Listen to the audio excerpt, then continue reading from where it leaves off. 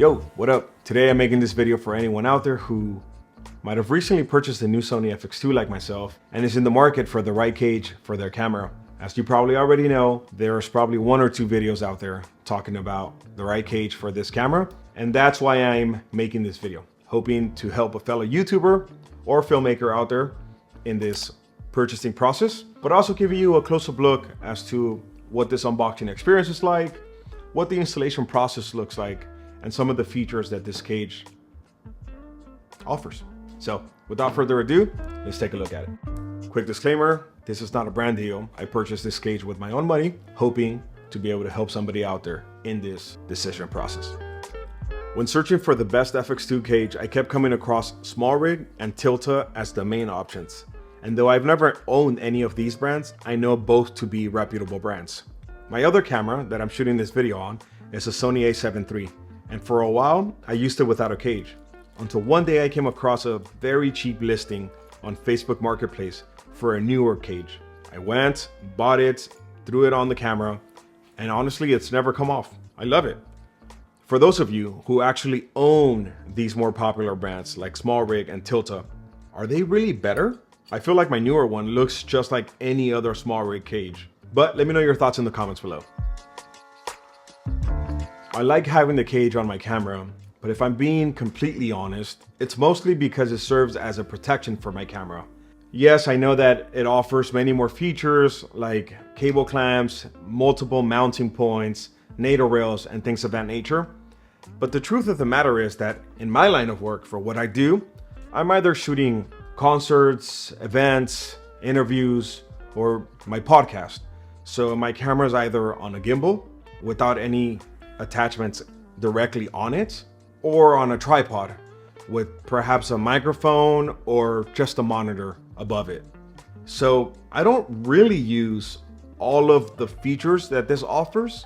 If any of you out there who have much more experience with cages and build outs, please in the comments down below, give me some recommendations as to how I can better utilize this.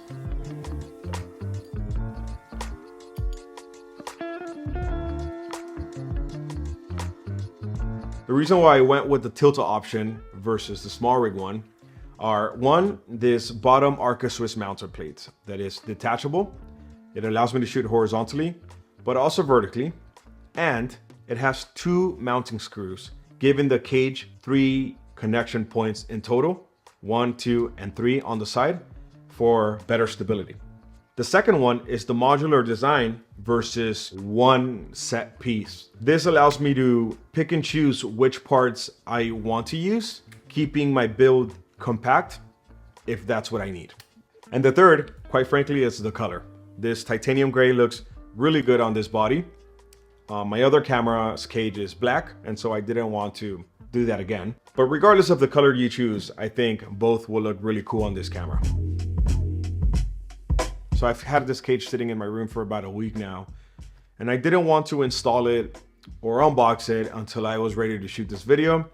Therefore, I haven't had any experience using this cage just yet.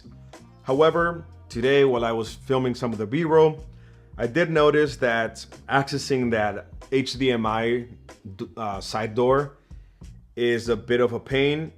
It's actually quite impossible if the HDMI clamp is affixed to the cage.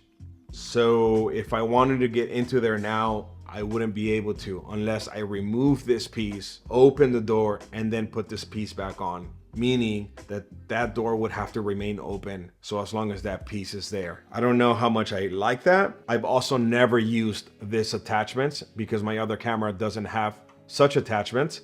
The other thing is that these clamps for the multi and USB-C ports, if this is installed, you are unable to open your screen and then rotate it. I suppose you would be able to rotate it this way and then open it back up. So I don't know, it's worth noting, I guess. But if you're shooting with an external monitor, I guess that's not a problem at all. Anyway, that's all that I have for this video. I hope that whatever I've been able to share with you is enough to help you understand whether this is the right cage for you or it's not. As of recently, I've actually been hooked on watching this dude's videos on YouTube. His name is Blaze I'm gonna put it somewhere here. And he has truly inspired me and motivated me to come back onto YouTube. Oftentimes, I hold myself back from doing these type of videos because I feel like talking about cages, for example, bro, everybody knows that. That's common sense. Like, talk to me about something I don't already know. But the truth is that I probably don't know that thing either. And that's why I spend a lot of time on YouTube learning from fellow YouTubers. There are many people out there who are just a few steps behind me and where I am in my career who can greatly benefit from these type of videos. So if that was you and you found this video helpful, please leave a comment or find a way to let me know, whether it's through an Instagram DM or on the comments here. Also, if you'd like, please help by subscribing. And if there's anything else you want to know about this cage or about this camera, hit me up. I'm happy to either one, put another video together, or we can offline and, you know, shoot DMs back and forth. I bought this camera. I actually pre-ordered it, so I got it the same day it was released, and it's been a treat.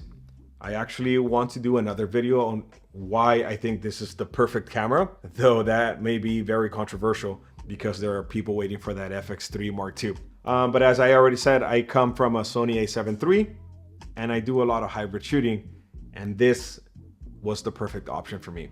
Anyway, that's all I got. Thanks for watching. I'll see you guys on the next one. Adios.